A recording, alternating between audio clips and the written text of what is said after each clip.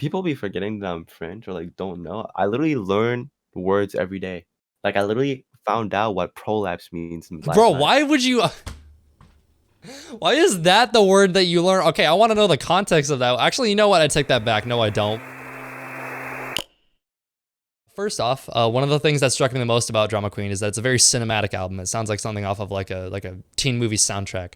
So I'm wondering, what inspired you to lean more in that direction? A lot of Netflix. A lot of Netflix. Um, I've been binge watching shows all the time. I don't know. I think also part of it is me constantly saying my life a movie, ironically, and then it became not ironic. I'm currently I'm like halfway through Gone Girl right now. It's like a movie, Mm-hmm. but I watched You, Mm. Lupin. Have you watched Control Z? I have not, but I've heard of it. I've heard of it. It's really good. It's Mm. really good. And then with any major release such as Drama Queen, there's bound to be plenty of unknowns, particularly when you haven't dropped in 6 months. So I'm wondering, what were your expectations for the reception of Drama Queen and going into it? I just wanted people to like know like this is my sound, like because I felt like I don't have like I may have a few big songs, but I don't have like songs that like I don't know like that like stick out besides like Gossip Girls in my head. I'm even thinking Gossip Girls is my biggest song sometimes when it's not. Mm-hmm. So it's like I don't know. I was like, let me make an album that like really like puts the foot down, like oh this is me, you know what I mean? So yeah. Yeah, no, it's good to have like a demonstration of like what like you sort of like bring to the table and like what you want like people to recognize your sound for. And you mentioned on Twitter recently that you finished Drama Queen a total of 5 times before you finally felt comfortable enough to put it out into the world. Yeah. That seems to be a pretty common trend amongst artists when it comes to albums. So I'm wondering, what led you to finally saying, okay, this is good, it's done, I can let the world see this now. The last song I made was Sins. And the last songs I actually made was Sins and Obsessed. And at first, I was gonna drop it without them on it, and I was gonna keep Sins and Obsessed for the next project I do. And then I was like, let me just add them to it because I feel like they fit, and I just did. And like, I don't know, they're doing great right now. So yeah. Yeah, and in the process of putting Drama Queen together, I'm sure there were plenty of moments where you maybe weren't feeling like 100% there creatively. So I'm wondering, what do you do to keep yourself motivated and creative when you maybe run up against a wall like that? Go on walks, go do stuff. Don't be in the crib. Don't do all that. Talk to people. Like generally, like talk to people. If you're in the crib, maybe like watch stuff that or listen to stuff that you've never heard before. I be going on fucking music hunt on Spotify. I be like listening to albums all the time. SoundCloud too. But I be riding bikes around Paris. Like I just be like I literally just do that and like I don't know, it's very fun. Right. I think that's a good point to make. I feel like people lose sight of the fact that like all the greatest artists throughout history don't just listen to like their genre of music. They take inspiration from other things. And it's not just listening to music. It's, getting out and getting out and like getting real world experience, even if that's just like riding a bike that actually leads to like creative inspiration. And now that you have such a fully fleshed out project under your belt, how do you look back on your earlier work from stuff when you were just starting out to even stuff as recent as like Eridos?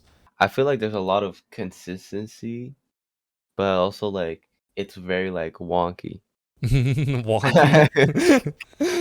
Yes, bro. Like it's not really stable. But like right now, this is like it. You know what I mean? Like this is like it feels coherent. I would agree. I think there is something to be said for sort of like the earlier stages of like any artist career, even including your own. But I think once you get to a point, like for example, like you're a Drama Queen, or for example, something like maybe like Zeke's Teen Week, where it's like a consistent altogether package that you can ship out and be like, this is what I offer as an artist. I think that's a really, really important moment for anybody's career. Right. Yeah. Of course. And then it's a really beautiful thing to see the entire scene come together for every new release that big artists in the community put out. But in recent weeks, we've seen a lot of discussion surrounding supporting your friends as much as you do celebrities.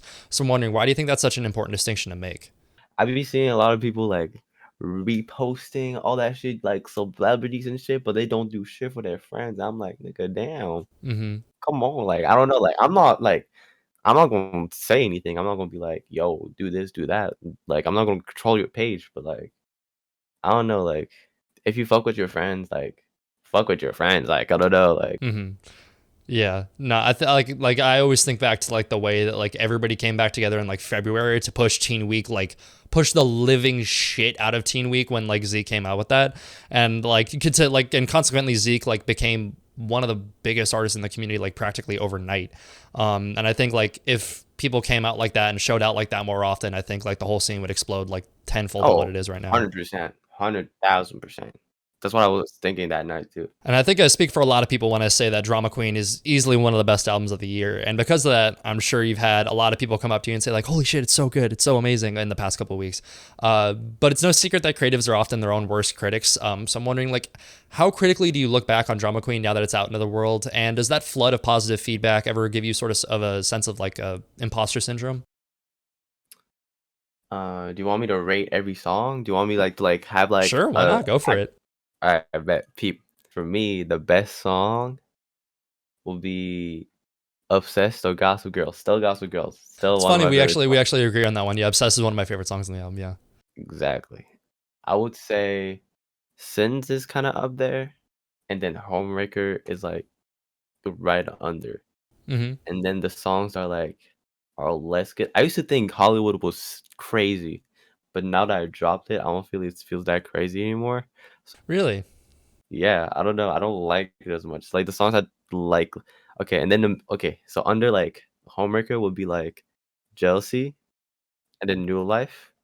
Really, I love New Life. That's crazy. That's one of your lower ranked tracks. Yes, and then the lowest would probably like be We'll Meet Again, and then the worst one would be Selfish. Really, that's super interesting. Why do you think? Why do you think the relationship? Do you think there's a relationship between stuff that like you put out like earlier on and the stuff that you worked on later, or is it just a complete like mix? Loki, yeah. I don't know. Selfish is like I feel like I could have done way better, or like I can do way better right now. But I still actually I feel like New Life would be like crazy to perform. I'm not gonna lie. I remember I made that song and I was like, damn, I need this to be on a like on an HBO show or something. Yeah, Like that like some shit is Euphoria crazy. type shit. Yes, bro. I literally made it after watching like some season of that shit. Hmm. Yeah, no, Euphoria is like my favorite TV show ever. So like that's like literally the first thing that popped into my head when I heard it. Yeah. Oh yeah, bro. You already know. Something that I noticed about Drama Queen is that the production roster for it is fucking stacked. Everybody from Starboy Rob to Lunamatic lent a helping hand on that side of things. And Lunamatic is easily one of the biggest unsung heroes when it comes to production in the community. So I'm wondering, what do you think are some other producers, graphic artists, or any just sort of behind the scenes people that deserve more love? For graphic designers, if you're from Elgia, there you go. I got it. Um, of course, the person who made the cover art of Drama Queen, Elgia made the cover arts for Selfish and Eratas, and Alana Fortune made the cover art for Randall Love and the whole album. Hmm. But yeah. For producers, I would say like people like Gail, Funeral. Funeral as a producer is insane. Yeah, he's cracked as fuck. Yeah. Mm, Kearns as a producer is insane. Hmm. That nigga doesn't post beats like that, but there's things that he be showing me sometimes. Insane. Wubs as a producer is insane. Yeah. Oh my God, Jesus. Yeah. Feardorian as a producer. Oh, I did not know. I did not know Dorian was 15. That shit shocked me. He's so talented for being so young. Yeah. Bro, me and Dorian in 20 me I know Dorian since 2018 and we used to like have group chats together and we'll add like summers and shit and just troll them. But yeah, that sounds like some shit Dorian would do. Yeah. Bro, that nigga was like 12 and I was like 13. Like some shit like that. And like now we're here. And like we didn't talk for like 2 years. Like we didn't talk throughout 2019, 2020 because I thought he disappeared from the internet. Hmm. And then one day I joined a Chula Live and I see that nigga in the background. I'm like, wait, I know this kid. This nigga used to dance on the gram. That nigga used to hit those little and I'm thinking like so I like remember the name. I see this nigga has a whole IG. I have hella mutuals. I'm like, nigga, I DM'd the guy. He's already like he already follows me. So like I follow back and I DM him. I'm like, yo, I thought you disappeared. And then we reconnected like 2 months ago. That's so funny. Holy shit. That's one hell of a reconnection story. Yeah. Something we've seen a lot of this scene continues to expand is the prevalence of like sort of one-sided parasocial relationships between sort of listeners of music and a lot of artists that are bigger in the community. But what's unfortunate is that although like there are like your fair share of like weirdos in the community, it seems like a lot of people don't even realize they're being sort of odd when they talk to larger artists. They just get caught up in the fact that they're talking to one of their favorite artists. So I'm wondering, have you experienced any sort of like different treatment from people as a result of you being a larger artist in the community? And if so, what do you think should be done to change that? I don't haven't really felt like that. Maybe I have, but I don't remember. But I feel like I don't know. I talk to a lot of people. Not a lot of people, but like people who DM me, I usually reply. I don't always reply, but sometimes I'd be bored. I just reply to like hella DMs. Mm-hmm. I don't know. I just end up having conversations with like hella people for one night. Mm-hmm. Like also like sometimes on my story I put like the little like how are you feeling thing and like the people like vote low. I'd be like DMing them and be like, yo, are you good? Like, are Oh you my straight, God, that's bro? so much fun. Oh my God. Yeah, and I like did that for like 100 people on one night. Mm-hmm. And like I don't know, I just like heard their little like stories and everything and like they felt better afterwards. So like I was like, shit. I'm glad I made your day or something. Yeah, shit. That's awesome. That's a really amazing way to interact with people. Yeah. It's easy to focus on weirdos and stuff like that, but there's also a lot of amazing people in the community. Like I'm sure those people that you made their day and whatnot. So I'm wondering, what have been your sort of like favorite events or interactions you've had with listeners, other than making their day on Instagram? Going live on IG is very fun, but I don't do it as often because I get very shy. This also involves Instagram DMs, but like people who like say something and don't expect a reply back, and I just like end up trolling them back, and they'd be like, "Oh wow, you're actually cool," and I'm like, "Yeah, nigga," like I don't know. And a misconception I used to have about the scene was that I thought it was mostly centered around the East Coast, but I understand now it's pretty like evenly spread out across the United States with like active communities in pretty much any major city. But it's sure as hell not centered in France. So I'm wondering, how do you think like being located so far outside the states has impacted your perspective as an artist? Definitely less opportunities. Hmm. It's harder to connect with certain people. It's not impossible. I can do a lot of things, but I'm working on doing so because I'm about to be traveling and shit. Mm-hmm.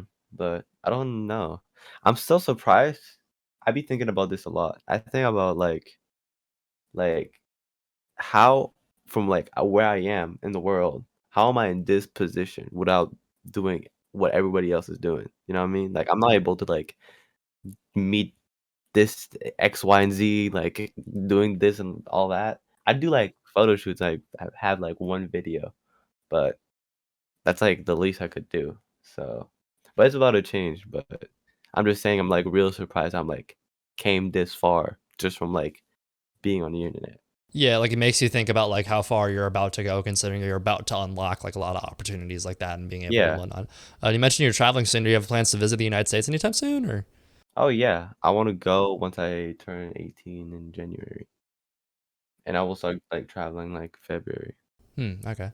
And then what are some of the biggest cultural divides you've seen between you and your friends in the United States? I saw that you were pretty shocked to find out that the first day of the week over here is Sunday. Bro, I remember I found out about that. I was like, nah, there's no way. Nah, there's like crazy. Bro, people be forgetting that I'm French or like don't know. I literally learn words every day. Like I literally found out what prolapse means Bro, last night. why would you? Why is that the word that you learn? Okay, I want to know the context of that. Actually, you know what? I take that back. No, I No, don't. no, no, there's Yeah, not I gonna be don't want to. context, but I learned what that meant last night. I also learned that cuck is short for cuckold. See that that's like little things like that I don't know, but I like learn every day. You know what I mean? Yeah. I don't learn only about sex stuff, but like Yeah, you're like, yeah, I learned about prolapse and cucking and like all this other shit. bro, It's crazy. There's so yeah, much to learn. And then now that quarantine is opening back up, there's of course the possibility of potentially performing a show here in the States. So I'm wondering, like, what are your thoughts on the prospect of performing live underneath the Angelus name? Are you excited? Do you have any anxiety for it? all I'm gonna say is my first time will not be my first performance will not be in the United States. But I'm excited and I'm very nervous. I don't know what to expect, but we'll see. And alongside the release of Drama Queen, you dropped your first ever music video for the tracks Jealousy and Gossip Girls. And with a lot of artists, stepping in front of a camera like that for the first time is can be kind of intimidating. So I'm wondering, like, how did you feel going into that shoot? Did you have any sort of anxiety in that regard? Oh yeah, I was like, because especially because in France, I'm not really known, Hmm. and like my manager really like picked up like a random like team of like cameramans and shit. They just knew like my name, Hmm. the not the name of the songs, and that's it. And like we just shot that shit in like one day. It was cool. They were nice, but like very very awkward for the first time. Yeah, and do you like actually like sing along with the song itself, or do you just like lip sync it? I can imagine that's kind of I awkward. lip sync, bro, and like bro in the video, there's so many instances you can see in the video. I didn't even see on the like I didn't even notice until people like pointed it out. But you can see like my AirPods like falling out multiple times while like bro, no, I remember we were shooting that shit and like my speakers died. So like, bro, it was it died like mid footage. Oh So no. like, bro, we were shooting that shit. It was like right in front of the Eiffel Tower. They were playing and then it just stopped, and I had to just like keep going, like God. no music. I just had to sing along and like make sure I'm on beat. Right, and I understand stepping in front of a camera can't be like the most insane thing for you, considering you have a background in modeling. Can you tell us where that interest in that came from?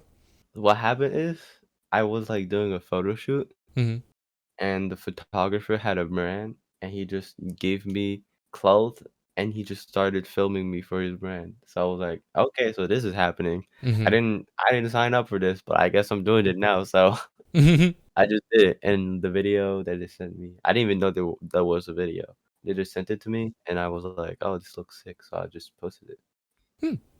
Okay, it seems like you ate that shit up for being a for being a first It was time my model. first time ever doing anything in real life about music or anything. I was like, damn, I'm really doing this shit. Like, oh, like, Yeah, no, and the clothes you had on that one were crazy as fuck. And on the topic of fashion, what are some fashion no nos you've seen your friends fall into over the years?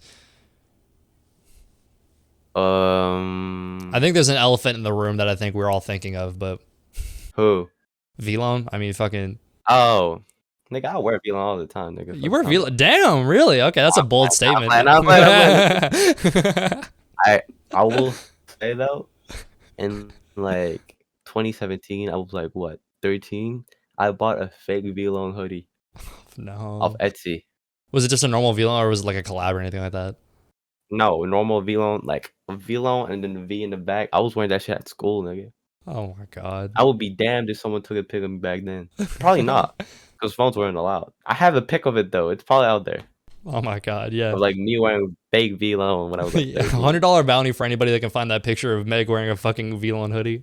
And on the topic of friends in the scene, the past couple months we've seen a lot of discussion on how things were and what a lot of people consider like the scene's heyday, and opinions on how things have changed are pretty split. Some people think that things are a lot less genuine and grassroots than what they used to be, and a lot of people believe it's just as alive and healthy as it was back in the day. So I'm wondering, as someone who's been around for so much of the scene's development, where do you think on that spectrum that you fall? I can't say like I can understand why people think it's less genuine, but I think it's because things are changing and like people are starting to be more professional and have companies like behind them and shit. But I feel like it's still genuine because it's still like them. It's still like the same people I know and talk to. So I don't know. I feel like it's just things are going to the next level and you just have to get used to it. It's just like it's the same thing, but like with a different budget. You know what Hmm. I mean? Everything was self-made before, and now it's like, we can do this, we can do that, we can have videos, we can have cool visuals, we can have good sounding vocals, we can have crazy collabs. Like, I don't know. But I can understand where that's coming from. I think that's a good way of putting it. I think just because the scene is a lot less like for a long time it's been like a sort of do-it-yourself aesthetic, and I think a lot of people got accustomed to the way everybody was doing things themselves. But I think people need to recognize that it's a good thing that we don't have to do all the shit ourselves now. It's like we have really really talented people that do other aspects of things for us, and just because everything isn't like sort of homebrew and like homemade doesn't mean that's not any less genuine. And then when researching artists for these interviews, I usually come across some pretty interesting stuff. But your Twitter is hands down the most incredible thing I've ever had to do a deep dive on. So I was wondering if I could run a few of your tweets by you and you could clarify what was going through your head when you decided to send them out into the world. Fuck it, do it. All right, perfect. Feel like coffee. The way I make these bitches shit. Wait, that's a real tweet I did? Yeah, you Wait, made that tweet. Yeah, you want to clarify what that means? wait, repeat that? Okay, you want me to say it slower? Okay. Feel like coffee. The way I make these bitches shit. I honestly don't remember that tweet. I don't remember that tweet. All right, fine. How about this one? I like my dick how I like my AirPods. I forgot how I thought of that. I probably stole the tweet too.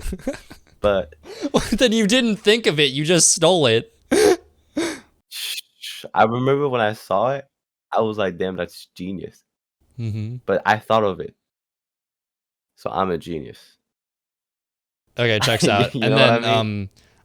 I have no bitches, but I have enough money to pay for Mr. Beast DoorDash, so who won? Is that a real tweet? Yes. I don't even have DoorDash here. You don't have DoorDash in France? No. No? What the fuck? Now that's a cultural divide right there. That's the biggest difference between France and the United States. And then Slay World is Drain Gang for misogynists.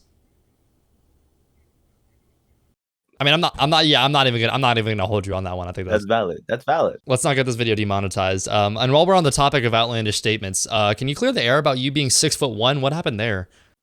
Okay, Pete. So basically, I didn't.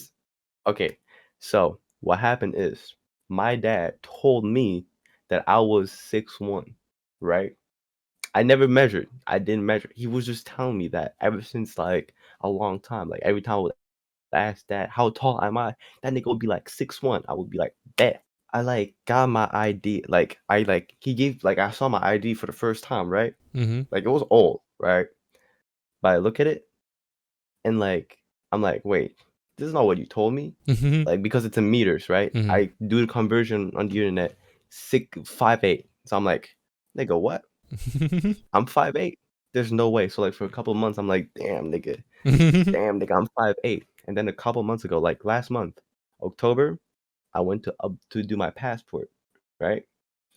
They asked me to measure. I'm like, damn, I'm gonna get an update. This is the moment. You want to know? For everyone that's watching right now, I am 5'10". Oh, okay. That's a little bit of it's a turning point right there. Yeah, okay. Yeah, and then no matter how many new artists you discover, it seems like there's always going to be like 100 more that you wish you could have heard earlier. So I'm wondering if you could pick a handful of artists to put our listeners onto right now, who would you pick? All right, now I'm listening to a lot of BK Darula. But a lot of people know BK, so I listen to a lot of Mental, and a lot of Mochila, and a lot of Wyland. Well, mostly like just hard stop. I listen to a lot of Fago as well, and I listen to a lot of Edgar. Oh, absolutely. Yeah, no. I'm super duper excited for what he's got coming up soon with like the whole like the recent wave of music after Care and whatnot. Yeah. And then on a similar note, although Drama Queen is entirely a solo effort, you've collaborated with quite a few people over the years. So and I can imagine there's plenty more that you still want to work with. So if you can name a handful of people that you want to work with as like dream collaborators, who would you pick? It could be anybody from like Yeet to Tisa Korean. I want to work with Tekka and Fago. A song with Kanye. Nah, Kanye will be crazy. I'm not gonna lie. Kanye on production, or do you want Kanye on the vocals with you too? Probably like vocals, yeah, and mostly like production for like tech and shit. But I think like vocals would be cool too. A song. Oh, I also want to do production for Echo 2K. And then finally, you've come a really long way in 2021 alone. And I'm super excited for not only like what you have just in 2021, but even beyond that. So I'm wondering, is there anything you want to accomplish either in this last month of 2021 or going into 2022? I just let things happen, to be honest. I don't really have crazy goals, but I just let things happen. But shit, I just go with the flow. I just want to like be able to like live like this on the next level forever. That's the only thing I want. You know what I mean? I just want to be with my friends. We're all stable mentally and all that shit. And yeah. Yeah, shit. I think that's the best thing to attain for. All right, I think that's gonna wrap it up for you today. Thank you so much for being with me today. Of course. Yeah, no, it's been a long time. It's been overdue for a minute, huh? Nah, bro. Look at this keyboard. It has a Supreme sticker. Bro, what? Shut the fuck. Okay.